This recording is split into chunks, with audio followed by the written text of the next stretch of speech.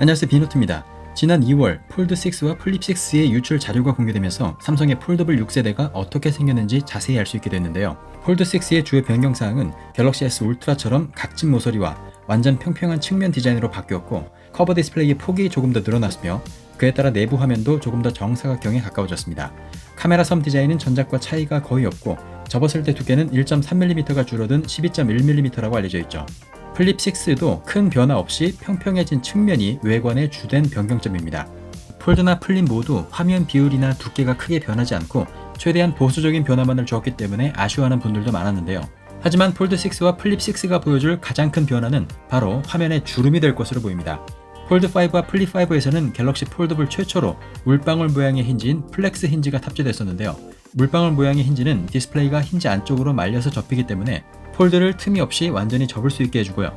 접히는 반경도 넓어져서 디스플레이 주름을 개선하는 데에도 효과적입니다.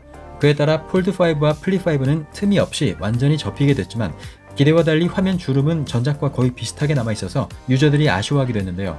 삼성도 이 부분을 계속 의식하고 있었던 것으로 보입니다. 지난달 30일 삼성 디스플레이 1분기 실적 발표 컨퍼런스 콜에서 삼성 디스플레이 부사장은 현재 폴더블 디스플레이의 가장 중요한 개선 사항은 주름이다. 주름 개선을 위해 재료 개선과 곡률 반경의 최적화, 폴더블 적층 구조 최적화 등 다양한 개선 방안을 개발 중이다. 올해 출시되는 폴드6와 플립6에서 가시적인 효과가 있을 것으로 기대한다 라고 말한 바 있습니다. 노태문 사장 역시 폴더블의 주름을 해결하기 위해 디스플레이 패널 공급업체인 삼성 디스플레이와 함께 폴더블 패널의 주름을 개선하는 방안을 다각도로 검토해왔고, 이를 대폭 완화하는 기술을 적용할 것이라고 주름에 대해서 직접 언급하기도 했습니다.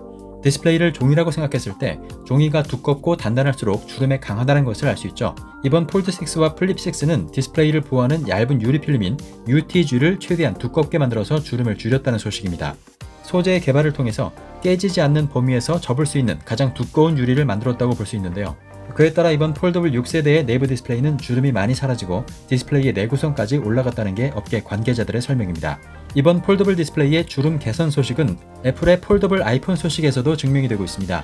지난 5월 11일 애플이 폴더블 디스플레이를 만들기 위해서 삼성 디스플레이로부터 폴더블 패널을 공급받는 계약을 체결했다는 소식이 들려왔는데요.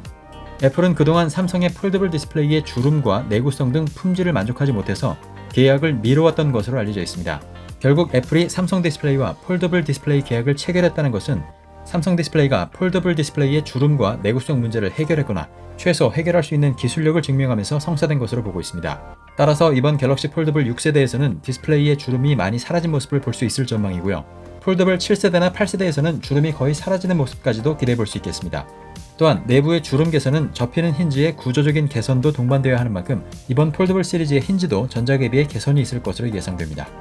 이번 갤럭시 폴더블 6세대는 7월 10일 프랑스 파리에서 열리는 갤럭시 언팩 행사를 통해서 공개될 전망입니다. 네, 그럼 저는 다음에 새로운 소식이 나오는 대로 다시 찾아오겠습니다. 그다음 비너트였습니다.